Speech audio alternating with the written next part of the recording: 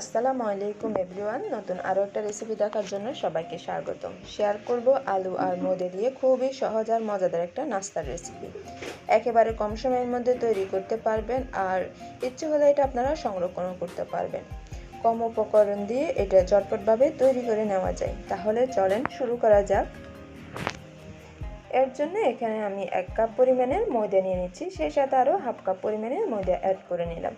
দিয়ে দিচ্ছি স্বাদ মতো লবণ। লবণটা টেস্ট অনুযায়ী অ্যাডজাস্ট করে নেবেন। 2 টেবিল চামচ পরিমাণে কুকিং অয়েল দিয়ে দিলাম। এখন এই উপকরণগুলোকে একটু মাখাই নিব। একটু সময় নিয়ে মাখাই নেবেন যাতে তেলের সাথে ময়দাটা খুব ভালোভাবে মিশে যায়। মাখাই নেওয়ার পর এখন অল্প অল্প পরিমাণের পানি অ্যাড করে আমি একটা ডো তৈরি করে নিব। একসাথে বেশি পানি দিবেন না, অল্প পরিমাণের পানি দিয়ে এই ডোটা তৈরি করতে হবে। নর্মাল পানি দিয়ে আমি এই ডোটা তৈরি করে নিচ্ছি।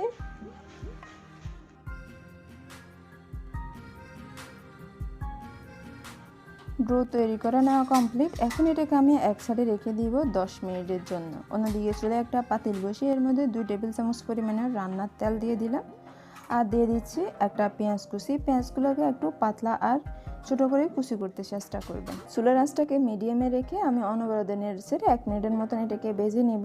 ভেজে নেওয়ার পর এর মধ্যে অ্যাড করে নেব স্বাদ মতো কাঁচামরিচ কুচি। টেস্ট অনুযায়ী কম বেশি করে নিতে পারবেন। এখন দিয়ে দিচ্ছি হাফ চা চামচ পরিমাণের রসুন বাটা আর 1/4 চা চামচ পরিমাণের আদা বাটা। এই সবগুলো উপকরণকে একটু ভেজে নিব। 2 মিনিটের মতন এগুলোকে ভেজে নিলেই হবে। এরপর এর মধ্যে অ্যাড করে নিব স্বাদ মতো লবণ। লবণটা টেস্ট অনুযায়ী কম বেশি করে নিতে পারবেন। এখন দিয়ে দিচ্ছি 1 চা চামচ পরিমাণের লাল মরিচের গুঁড়ো, এটাও টেস্ট অনুযায়ী কম বেশি করে নেওয়া যাবে। হাফ চা চামচ পরিমাণের ধনিয়া গুঁড়া আর 1 চিমটি পরিমাণের হলুদ গুঁড়া, সেই সাথে হাফ চা চামচ থেকে অল্প কম জিরা গুঁড়া অ্যাড করে নিলাম। দিয়ে দিচ্ছি হাফ চা চামচ পরিমাণের চটপটির মশলা বা চাট মশলা। এখন এই সবগুলো উপকরণকে মিশিয়ে নিব, আর এর আগ মুহূর্তে অল্প পরিমাণের পানি অ্যাড করে নিলাম, প্রায় 1 টেবিল চামচ পরিমাণে, যাতে মশলাগুলো পুড়ে না যায়। এখন চুলার আঁচটাকে মিডিয়াম থেকে একটু কমে রেখে অনবরত এগুলোকে নেড়ে একটু কষিয়ে নিলাম। কষিয়ে নেওয়ার পর এখন এর মধ্যে অ্যাড করে নিব 1 কাপ পরিমাণের আলু আমি সিদ্ধ করে এরপর এগুলোকে ম্যাশ করে নিলাম। আমি গ্রেটারের সাহায্যে এগুলোকে খুব ভালোভাবে গ্রেট করে নিলাম। আপনারা ইচ্ছে হলে হাত দিয়েও খুব ভালোভাবে ম্যাশ করে নিতে পারেন। এখন অনবরত নেড়ে মশলার সাথে খুব ভালোভাবে মিশিয়ে নিলাম, আর 2 মিনিট ধরে এগুলোকে অনবরত মিশিয়ে একটু কুক করে নিলাম। এরপর এর মধ্যে অ্যাড করে নিব স্বাদ মতো ধনিয়া পাতা কুচি। আবার এটাকে একটু মিশিয়ে নিচ্ছি। চুলার আঁচটা কিন্তু এখন মিডিয়ামে রাখলাম। মিশিয়ে নেওয়ার পর এগুলোকে আমি নামিয়ে এক সাইডে রেখে দিব ঠান্ডা হওয়া পর্যন্ত। আর আমি প্রথমে যে ডোটা তৈরি করে রাখছিলাম ওটা এখন 15 মিনিট পর ফিরে আসলাম। আপনারা ইচ্ছে হলে 10 মিনিট পর্যন্তও রাখতে পারেন। এই মিশ্রণটাকে আমি আবার একটু মথে নিচ্ছি, আর এটা কতটা সফট হলো খেয়াল করলে বুঝতে পারবেন। এখন ছোট ছোট আকারে লিচি কেটে নিচ্ছি। লিচি কাটার পর এখন এগুলোকে ঢাকনা দিয়ে ঢেকে আমি এক সাইডে রেখে দিব, আর অন্যদিকে একটা নিয়ে আমি রুটি তৈরি করে নিচ্ছি।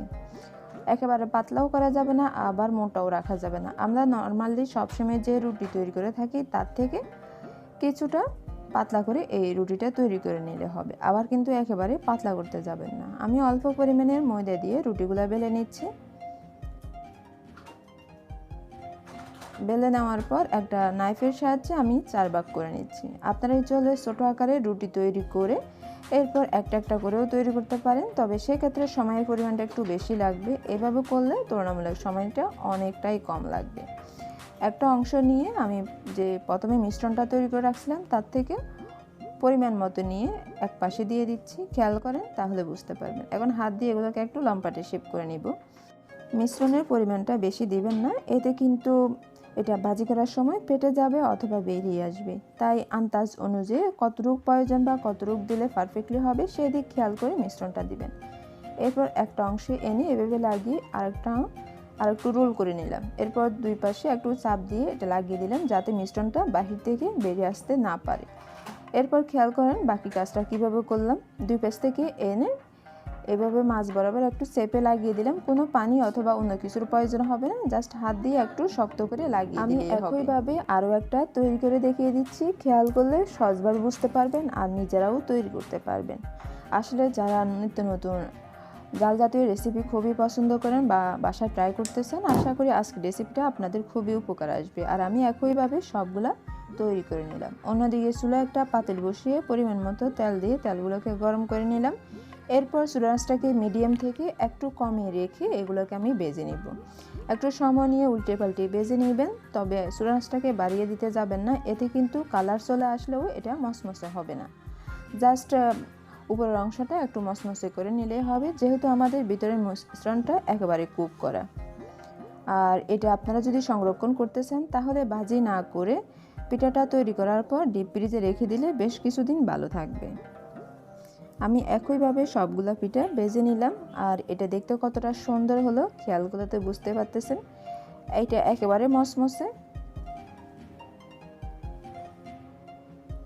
চেষ্টা করলাম রেসিপিটা একেবারে সহজ আর পারফেক্টলি তৈরি করে দেখানোর জন্য। ভালো লেগে থাকলে ফ্যামিলি অ্যান্ড ফ্রেন্ডদের সাথে শেয়ার করবেন। চ্যানেলটি সাবস্ক্রাইব করে না থাকলে চ্যানেলটি সাবস্ক্রাইব করে পাশে থাকার অনুরোধ রইল। আল্লাহ হাফেজ।